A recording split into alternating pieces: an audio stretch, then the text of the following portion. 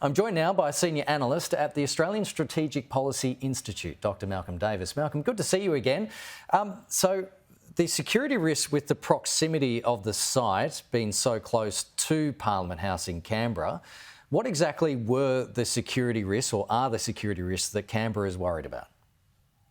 Well, I think the close proximity of the site, if the Russians had built a facility there, essentially is eavesdropping on communications, hacking into parliamentary computer networks, gathering electronic intelligence. So it would be eminently feasible for the Russians to build within their structure the sorts of electronic eavesdropping and information gathering systems that they could then use to essentially gather intelligence on Australian activities and potentially act in a more coercive manner if they wanted to hack into systems and so forth. And we've seen that already. So it was a very good decision by the government to not permit the Russians to build this second embassy so close to the Australian Parliament. And do you think that the government had further evidence that they were planning to do that on this particular site, or has this just been cautious considering the times we're in at the moment? Well, I'm not privy to the sort of internal intelligence analysis that would have informed the decision, but I think it's fairly safe to say that the government was probably informed by the security services about the risks and the likelihood that the Russians would have exploited the location for gathering intelligence, and they decided quite correctly not to proceed. A crisis group has been set up and daily talks are going on as investigations continue over a hack on major law firm HWL Ebsworth.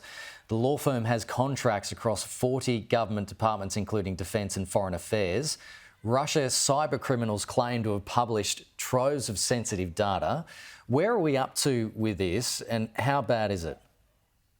Any hack of government-related or private sector servers that deal with government work is bad. And, excuse me, this is looking particularly bad in terms of, the amount of material. It's 4 terabytes, which doesn't sound like much, but it's an awful lot of documents, that the government, that the Russians would have access to. And then they can go through those documents and exploit that information to our disadvantage.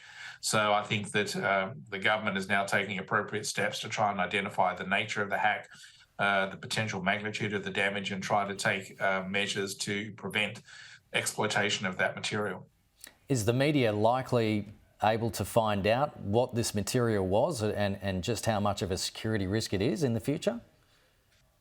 It's unlikely that the media will be given a detailed briefing on exactly what was taken. But I think that the government would be wise to sort of take measures in the future to ensure this sort of thing doesn't happen again. You may recall some years back, the Chinese government hacked into the Australian Parliament system. And so there's been a series of these hacker attacks on Australian government interests over the last few years by the Chinese and the Russians.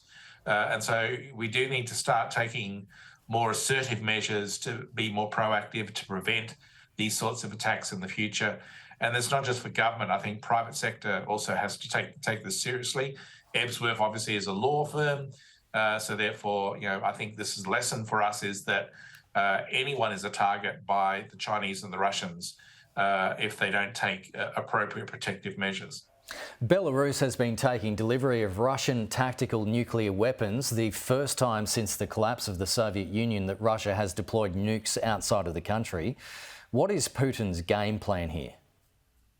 Well, it's hard to know. I think it really does come down to rattling nuclear sabres to try and intimidate NATO and the EU into backing down its support for Ukraine at a critical point when Ukraine is undertaking counteroffensive operations. Those counteroffensive operations are not going to be swift. They're going to be prolonged. They're going to be challenging for the Ukrainians. They're going to take losses, as we've already seen. And so the Russians are going to try and use nuclear threats, implicit and explicit, to try and intimidate the West into backing off from supporting Ukraine.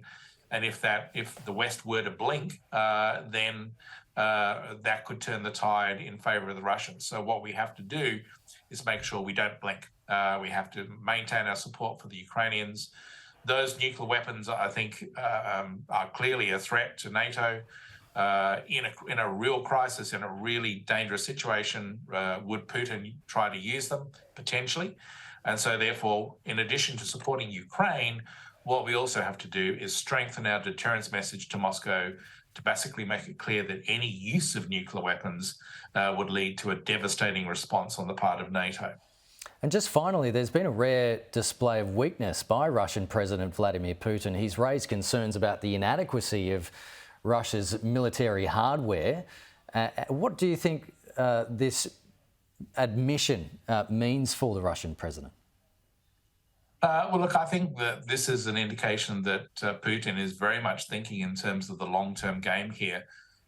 He's thinking in terms of how to stretch this out in Ukraine to the point whereby Western support does fade away.